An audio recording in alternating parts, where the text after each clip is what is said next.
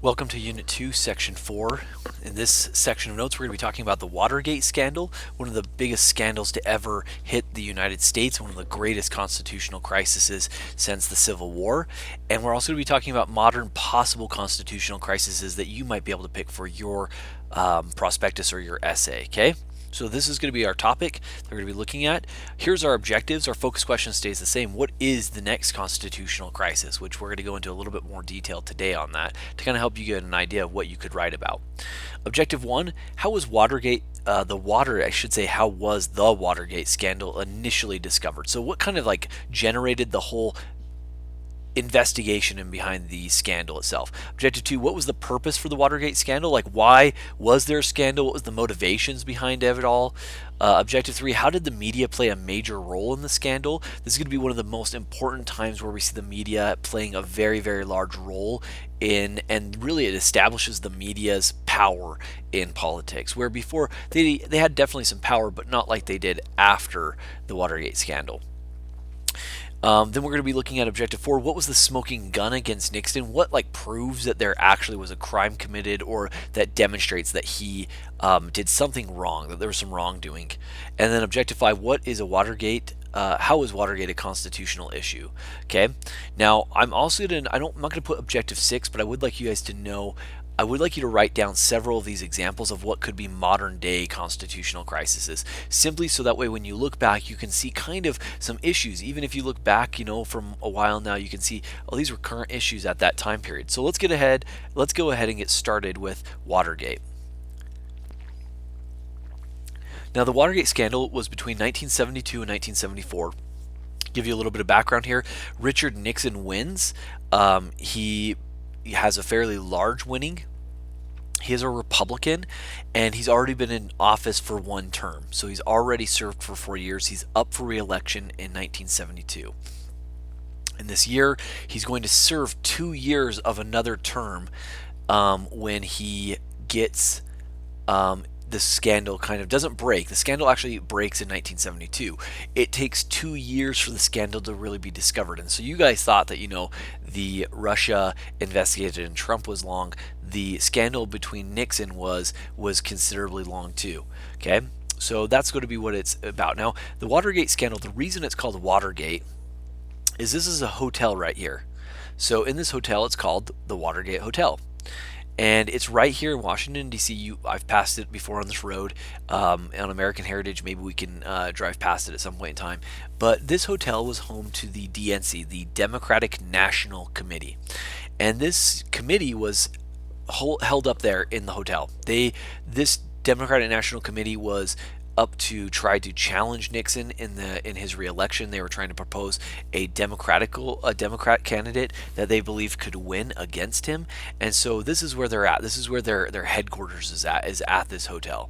Many officials are staying there. Many officials have offices there for the Democratic National Committee. What Nixon was looking for, and I have to be very careful. We actually don't know this day how involved actually Nixon was in the Watergate scandal itself. What we know is that his re-election campaign, the people that were helping him get re-elected, were very interested in what the DNC was doing here. They were trying to figure out what strategies the DNC was going to be using. They were trying to figure out what they could do to undermine the DNC to ensure that Nixon would win. Now, here's the kind of funny thing about this whole thing, or the ironic thing, I guess you would say, is that Nixon won by one of the greatest landmark elections ever. He really didn't need to do all this. His re-election committee didn't need to do all this. He was going to win. He won handsomely.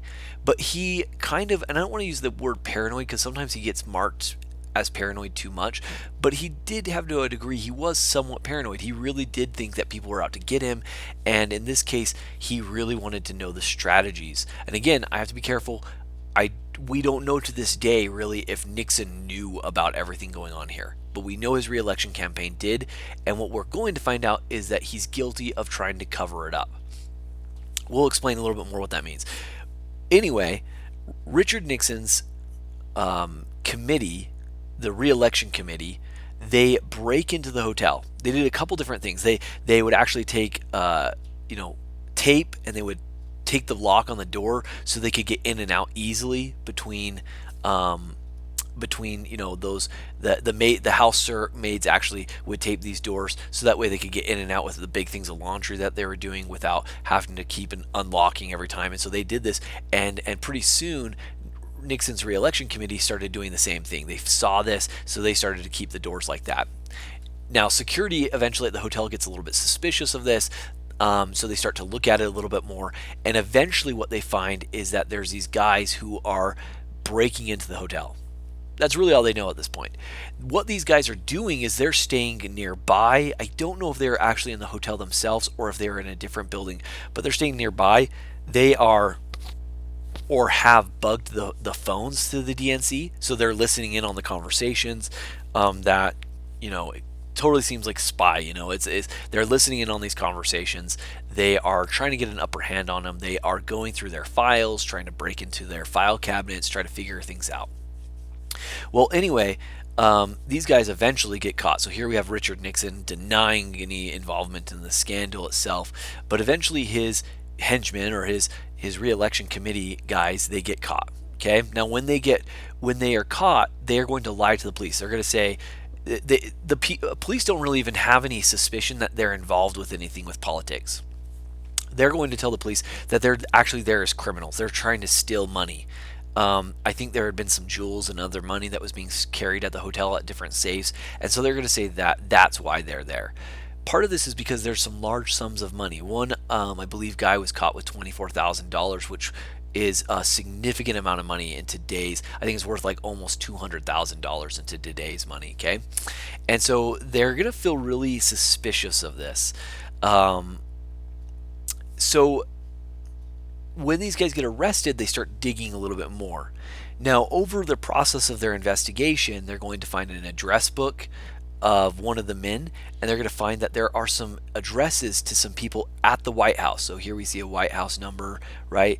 1700 Pennsylvania Avenue is the White House's address, right? So there's going to be these people, and they're going to say, this is weird that these criminals, doing air quotes right now, these criminals who are breaking in simply to get money have a pocketbook with people's addresses and telephone numbers on it, right? And so they start to think that there maybe is something more unique into this. What they do know, though, is that while they've arrested the men and they suspect them of more, there is no direct ties to Nixon, but there's a theory that possibly there could be. Skepticism is going to creep in. People are going to suspect that something much deeper than just some criminals looking for money is going to be going on. Nixon continues to deny any involvement, continues to deny any knowledge of this, okay? What ends up happening is there's a money trail, though, and in this money trail, it's going to show that there are high-level people in the Nixon re-election committee, people that work directly for Nixon, who have definitely had some kind of money or some kind of bribes going on between people, and that's no question. Now, again, there's not necessarily evidence that proves the president has done this. A lot of people are going to suspect it, though. They're going to say, how do all your top officials know this and are doing this, yet you don't know? Nixon always denies it, and again, we don't necessarily even have proof that today he was involved in that portion. But there is no question that Nixon's re-election committee is bribing people, that they are funding people. Certain men have over $500,000 wired into accounts that are supposed to help fund the process of actually breaking into the DNC, to bug the people, to hire people to take the time to listen in on phone calls, to break in and risk being caught by the cops. All of this is being funded by top White House officials working directly for Nixon. Okay, so we know that. We even and the really big catch of this is by the media. A guy named Bob Woodward and Carl Bernstein, these guys right here, they work for the New York Times, and there's also the I think it's the Washington Post, and these guys really are kind of some of the most. You have your actual FBI investigation. The FBI is actually investigating this themselves. But you also have the media that's investigating this. And in a lot of ways, the media breaks a lot of ground, sometimes even more than the FBI does. And so these two reporters are looking in, trying to find any kind of a smoking gun that they can find here. What they find is that there is wire transfers and the Nixon people don't directly input it into somebody's account, that they're going through offshore accounts. There's some wire transfers and deposits in banks in Mexico. But the money they end up catching goes directly back because the Nixon people didn't realize that there would be some kind of a paper trail record of this money deposits. And what they find is the money gets deposited from one White House official to another person who got caught. And basically we're talking about some people with about $130,000 wire transfers to people who have $500,000 in today's money, about $500,000 in today's money being transferred. Significant amount of money. Well, this isn't going to die. The FBI is looking into it. But the media themselves, Bob Woodward and Carl Bernstein, these guys become instantly famous because of their involvement. To this day, they kind of are seen as the globetrotters of investigative journalism, guys who aren't just reporting to the papers about the facts, but are actually looking into things. Now, where are Bob Bernstein or Bob Woodward and Carl Bernstein, where are they getting their information? How do they know that this stuff is happening, right? It's not like Nixon's people or Nixon himself is talking to these guys. These guys are like the enemy, right? Kind of like CNN to Donald Trump. They're not his friends. So what we know is that they were meeting with a guy with a code name, and I'm sorry, it's his code name, okay? His code name is Deep Throat. Okay, the reason he's called Deep Throat is he has this very raspy voice. Before people knew who he was, he had this very, very raspy throat. They described it as Deep Throat. Okay, anyway, that's his nickname. His name is actually Mark Felt, who worked in the FBI, and he is a secret informant. He is meeting with Bob Woodward and Carl Bernstein for over a year. He meets with them in an underground parking garage where he secretly talks to them about things that he knows that are going on, things that he sees in the investigation, and then he leaks it to them. They then put it out in the paper, and then the FBI has, they know they have a leaky intelligence official. They know that, but they don't know who it is, and they aren't really excited that this is being leaked to the press, especially the White House. They're not happy at all about this, but what can you do? So Nixon really tries to intimidate people. Really, the reason that Nixon is guilty, more than us knowing, because again, we don't know how involved he was with the break-in. What we do know is that Nixon tried to cover it up. There is no doubt that Richard Nixon tried to cover up the scandal. Now, you might say, well, what's wrong with that? Well, because you cannot obstruct justice. You cannot stop law enforcement from finding out true things. If Richard Nixon was truly not guilty of anything, he really should have just been completely open and said, hey, I have no idea what this is about. Please investigate. He should never have tried to pay people off with money. He never should have threatened to fire people, and in fact did fire people from their investigation. He actually will try to fire the leading investigator in the FBI. He'll fire different officials that are looking into it. This all really sounds familiar as it comes down to the Donald Trump impeachment, right? And it's because there's a lot of parallels here, okay? But what Donald Trump is not necessarily guilty of, but that definitely Richard Nixon is guilty of, is Nixon does fire people who are investigating him. Richard Nixon does pay people off who are investigating him, or at least tries to. This is against the rules. Now, how do we know this? Nixon, like I said, was somewhat paranoid. He was definitely worried about people, and so what he did, and this is really kind of utterly to his demise, is he records everything. He records every conversation, records every telephone conversation, every meeting in the White House itself, and so he has all these tapes. Well, they find out about this, and they break the news, and the media says there's all these tapes that could be a smoking gun. Well, the FBI wants these tapes. They want to analyze the tapes and look at what's being said and how they're being said. What unfortunately happens for Nixon is he's going to claim what's called executive privilege. You may have heard about that during the Trump impeachment too.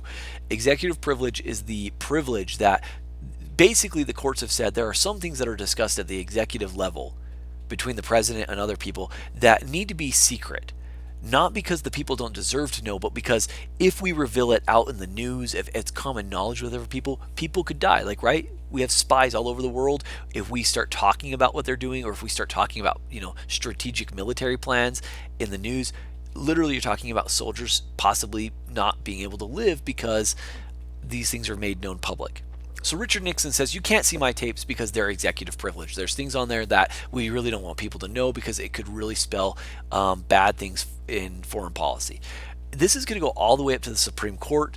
There will be a court case where I can't remember who it is, but it's something versus Nixon. And basically, the Supreme Court says, no, this is not executive privilege. We have a right to hear what the tapes have to say. They will be turned over. And basically, the House of Representatives, which is Republican Democrat group, turns against Nixon. The Republicans themselves turn against Nixon. Nixon really doesn't have any friends. It's very clear that he has done something illegal. Both groups, both Republicans and Democrats, turn against him and really are kind of upset with him. Republicans feel betrayed. Democrats, obviously don't like him because he's a Republican, and so they're going to go and impeach him. Nixon, knowing this and understanding this, is going to decide that he's going to resign from office. He's the only president ever to resign, which we'll get into a little bit more in a second. But before we do, I want you guys to hear some of the secret tapes that Nixon has. Now, this is only one secret tape. There are many, many others. We could talk about more of those, but this secret tape discusses Richard Nixon trying to cover up the conspiracy of Watergate. So listen in. This is between a man named Bob Haldeman and Richard Nixon. It happened in June 23rd, 1972, right? So this is the very beginning of the investigations, right? He will not be discovered for another 2 years. And this is their conversation about the FBI and what's going on. So have a listen. Try to see if you can find the smoking gun, the thing that proves that Nixon is trying to cover this up.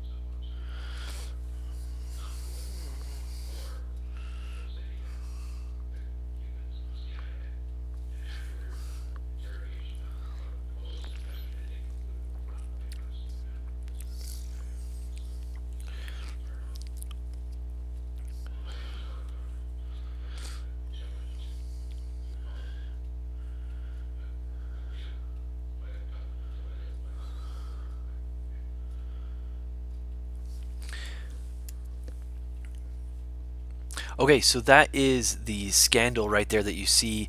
This is Nixon. Could you catch the smoking gun? What does Nixon do that that actually makes him guilty of obstruction of justice? Well, you can tell, right? He in this example, in this example, he is basically saying, let's tell them about this issue with the Cubans and let's try to hide it. Let's say that you better not investigate that. You better not look into that anymore. Because if they start looking into it, they're going to start finding bank deals. They're going to start seeing wire transfers. They're going to see money going around.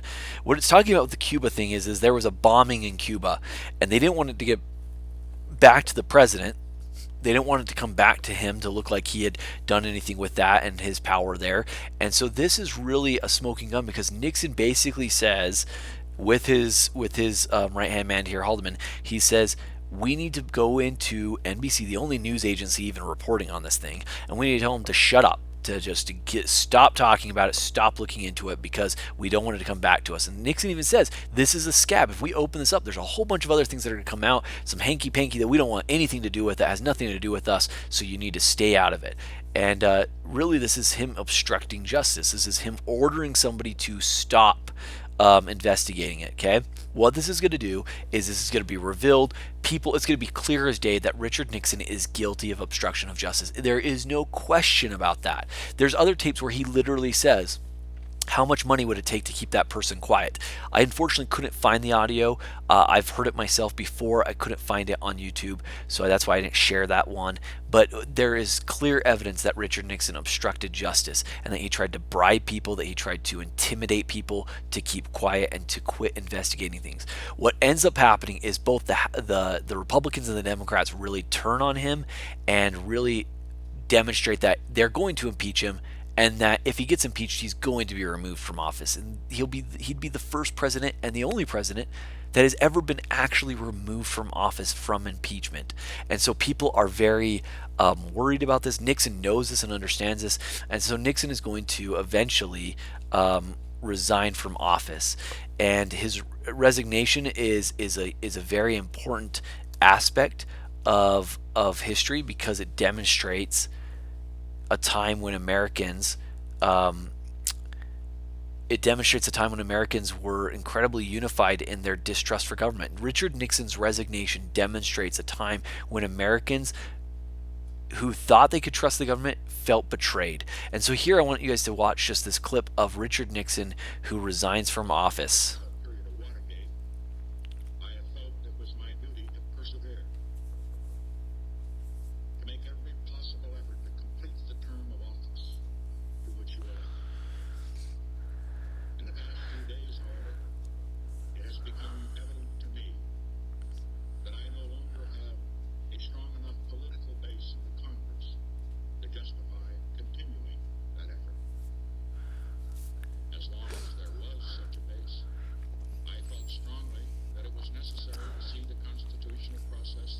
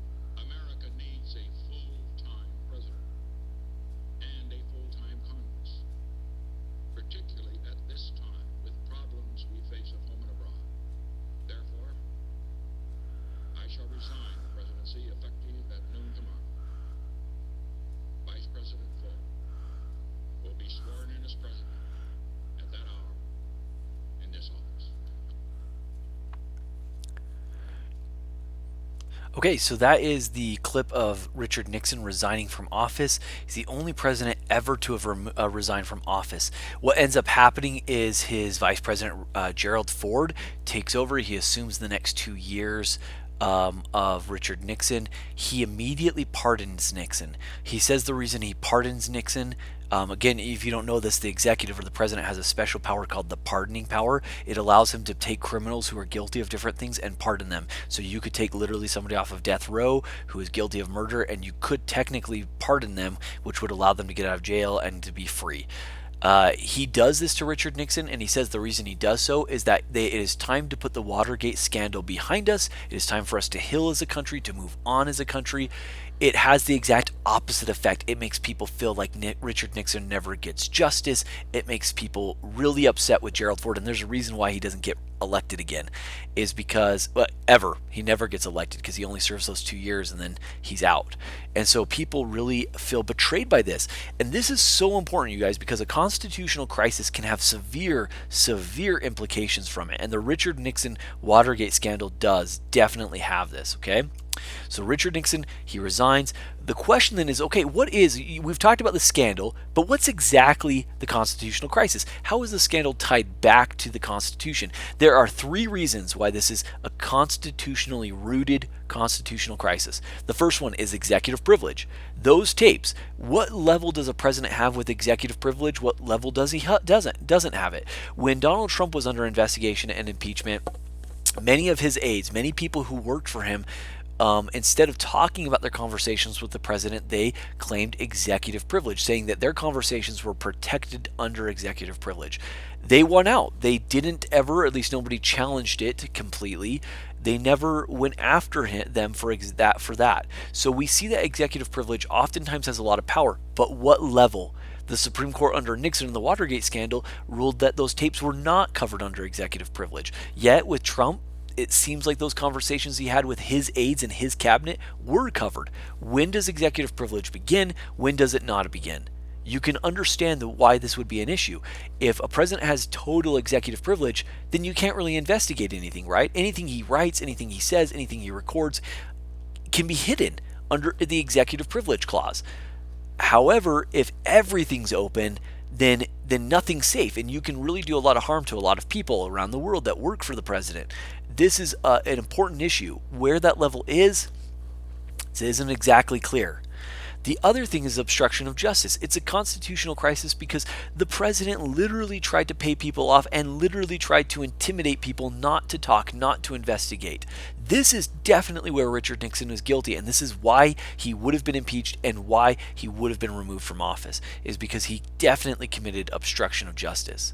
And this is why both the Democrats and the Republicans came together in removing, or would have been removing, President Richard Nixon.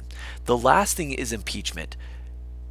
What Gerald Ford did as the vice president in pardoning Richard Nixon is a very key issue, because if you're investigating the highest office in all the land and all the world, is it really possible that you can escape that simply by your vice president, who was your running mate, who is your friend, who is your ally? Is it possible that they can just pardon you? This question was brought up and it's never really been solved. If you remember when Trump was being impeached, this happened all the time. People talked about how if Trump got impeached and removed, what he would do is he would leave office. Vice President Pence would become president. He would assume the office and the authority of it, and then he would pardon Donald Trump from any wrongdoing. Then he would elect Donald Trump as his vice president. Then he would resign, making Donald Trump the president again, right? This is the thing that you heard all the time. Now, constitutionally, that doesn't seem like that could happen. In reality, it really probably wouldn't, because there's really no way that the House would ever let that happen, since the House gets to help decide who the vice president is. However, right, this has never been really discussed or looked at. Where does that impeachment power, where does that pardoning power come into play? What's it rooted in? These are some of the things that have been compared to Trump's impeachment. Trump's impeachment is a whole other thing. We could look at that and look at all the constitutional crises there. What we're looking at is, what does the Constitution allow? What does it not allow? And the Watergate scandal is probably one of the greatest examples of constitutional crisis in American history. It probably is only trumped by one other issue, and that's the Civil War. Okay, what the country actually did this. Now, the reason I picked this picture here is Watergate has very long lasting, even to this day, the legacy of Watergate is significant. Why? Because it puts a permanent stain on government, it puts a permanent stain on the president. People, I don't want to oversell this, but people pre Watergate had a lot of trust in their government. They might not always agree with who was in office, they might not always agree about government in general, but they felt genuinely that the government cared about them, that the government was looking out for their best interest, that the government was good people. After Watergate, people become suspicious of government. People believe the government is out against them, that there's corruption, that there's wrongdoing, that there's misdeeds. All of that happens into that. It sadly has brought a lot of criticism to our government, but it also has brought in maybe needed criticism because now we keep our government officials even more accountable than maybe we had before. What other fraudulent things happened before Richard Nixon that we never knew about because we just trusted our government blindly? These are goods and bads that came from these constitutional issues. So, guys, I hope that helps you guys. We're going to get into the next portion, which is I'm just going to go very briefly over different examples of constitutional issues that you could go over. Let's, before we do that, look at the objectives real quick. How was the Watergate scandal initially discovered? Remember, it was discovered by those that got caught, that broke in. They said that they were criminals just stealing merchandise, but through the address books, they could see that they had deeper ties to the White House, right? So that's the answer to objective one. What was the purpose of the Watergate scandal? Right, the purpose of them was is that they were trying to. The purpose was is that they were trying to seek strategies to guarantee Richard Nixon office. So this part here was says Nixon was up for re-election and wanted to know what the DNC strategies were to guarantee him a win. That's objective two. They wanted to see how they could make sure Richard Nixon would win. Again, this is ironic since Richard Nixon would have won without any of that help by a very large margin, one of the largest margins in election history. How did the media play a role in the scandal? Remember that the two reporters, Bob Woodward and Carl Bernstein, they were investigative journalists. This is the first time we really see really intense investigative journalism where they go and they meet with the undercover Deep Throat or Mark Felt and discover a bunch of secret facts that were not known before, and then they report them in the news. So that's going to be the answer to that objective. And then our last two here is what was the smoking gun against Richard Nixon? That is the audio tape, right? The secret tape here. What you should write for that, to be a little bit more specific, is that Richard Nixon literally bribed and intimidated people who were investigating the Watergate scandal. So the answer to that one is the smoking gun is the tapes of Richard Nixon bribing and intimidating people who were investigating the scandal. Okay, so if you need that one more time, the smoking gun against Nixon is the recordings of Richard Nixon bribing and intimidating people who were investigating the scandal. How is the Watergate a constitutional issue? That's the very last slide of notes that we had here. It covers over three things: executive privilege, obstruction of justice, and impeachment.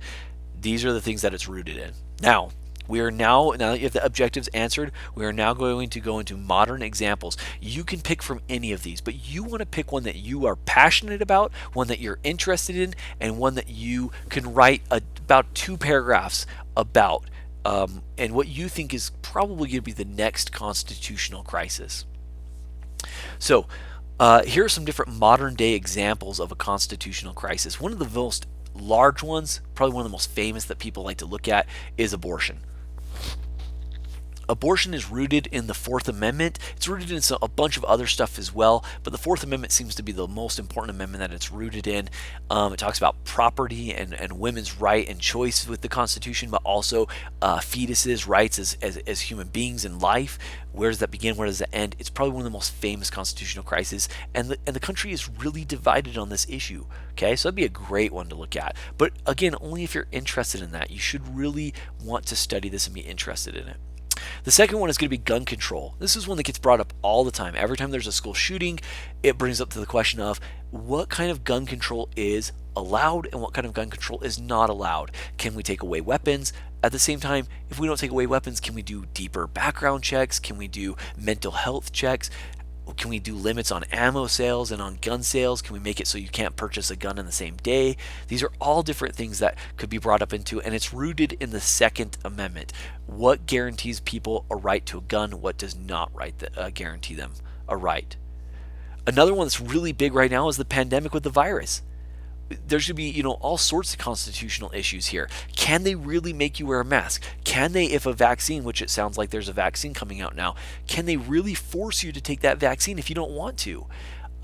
Can they, where does the level, when we get to a global pandemic scale, where do your rights begin and end, and where does the government's power begin and end? How about prison? The United States has more prisoners than any other country on earth. This goes a lot into the Eighth Amendment. Are we arresting people for very silly things, or are we too harsh on our prison sentences, which goes into the Eighth Amendment, no cruel and unusual punishment? So if you're passionate about that, maybe capital punishment, maybe you are against the death penalty, you could look at the Eighth Amendment for that.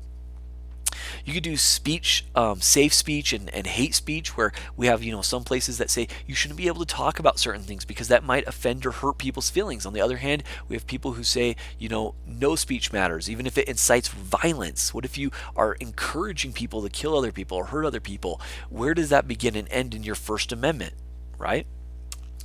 Some other ones, conceding the election. Right now, Donald Trump, a lot of people talk. Is he going to concede? Is he not going to concede? What happens if he doesn't decide to give up power, right? If he decides to stay in the White House, what do they do?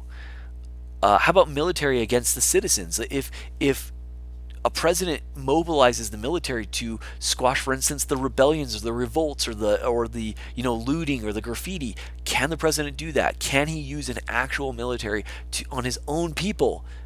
What's the issue? That goes into the 13th and the 14th Amendment. How about immigration? An issue that consistently gets brought up all the time. This is really centered in the 14th Amendment and a bunch of court cases that we could talk about. Hernandez versus Texas and a bunch of others. And how about impeachment and the removal of office? This is one that gets continually brought up. Impeachment can seem almost too easy, like it's being used for politics. It could also be seen as if a president gets impeached, what about that pardoning power that the vice president has? Where does that draw the line and where does it not? These are all different examples of constitutional crises. By no means am I saying that these are the only ones you can pick from. What I'm saying is these issues are good examples because they are definitely rooted in the Constitution. What you're going to want to do, whatever you pick, you want to have definitely rooted somehow in the Constitution. Because when you write, one thing that you're going to be graded on is how do you connect the constitutional issue back to the Constitution. And if you can't, it's a good bet that it's not a constitutional crisis. Okay, so that's the end of our notes, and that's the end of the stuff that we're going to be talking about there. Hopefully you understand a little bit more about the Watergate scandal, how it worked and what happened, and that I've given you some ideas for modern constitutional crises. Thanks so much, guys.